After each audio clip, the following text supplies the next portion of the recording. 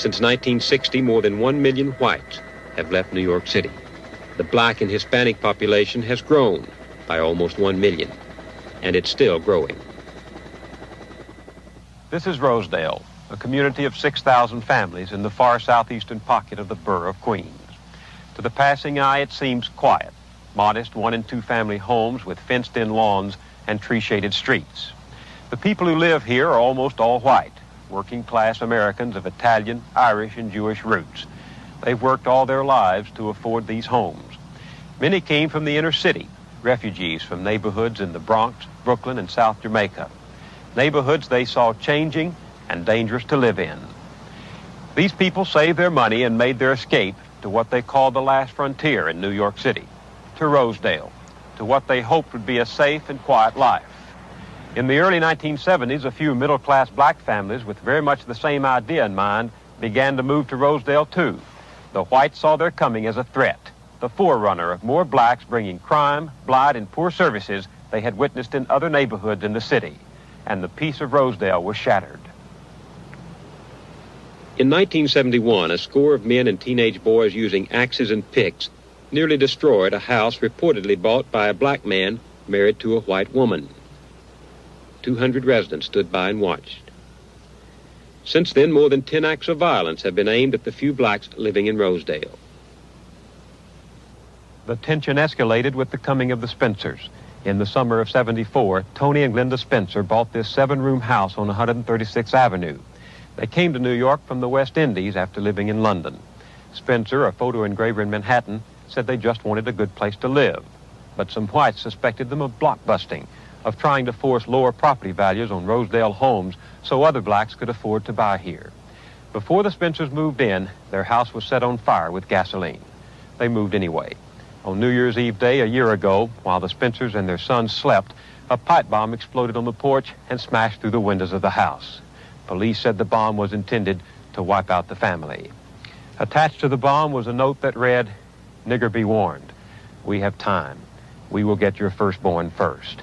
It was signed, "Viva Boston, KKK."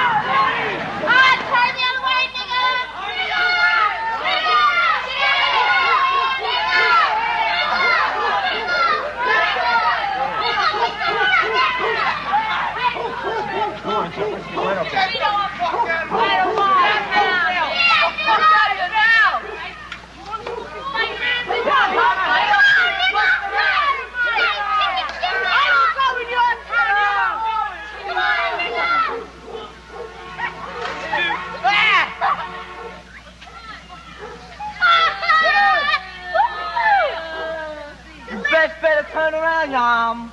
Don't come back. Don't come back. Don't come back. It is a new boy running with him now. Come on, Yum.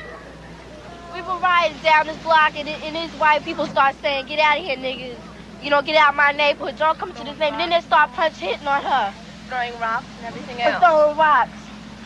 Because we were in their neighborhood. We went on a bike hike to McDonald's. We didn't mean to bother anybody. We had a nice We saw a time parade, we saw a gathering, so we went down there to see what was happening. All right. I mean, we didn't bother anybody. We weren't looking for trouble. I never even know people around here were like that. I've never experienced anything like this in my life. What happened to you?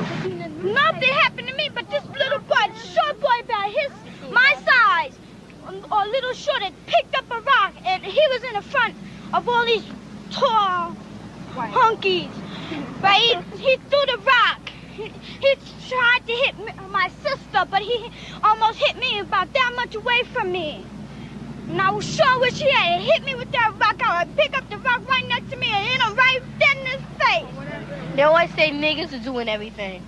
They always say weirds ring everything, right? We didn't, every time the white people come down the block, we don't push them out their neighborhood and throw rocks and start hitting them. We don't bother the white people around our neighborhood, but when we get in a white neighborhood, they just push us out.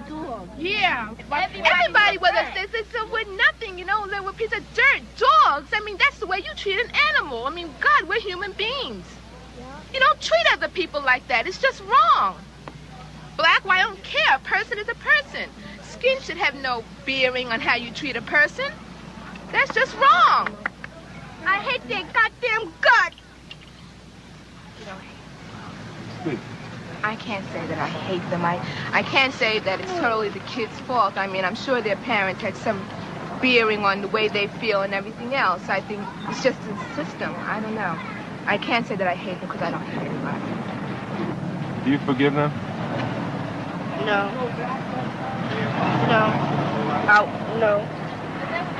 Can't take back no hurt. But they gonna always do that. They always spit on us like we some dogs. They always gonna spit back do that. on them. Ain't nothing gonna change.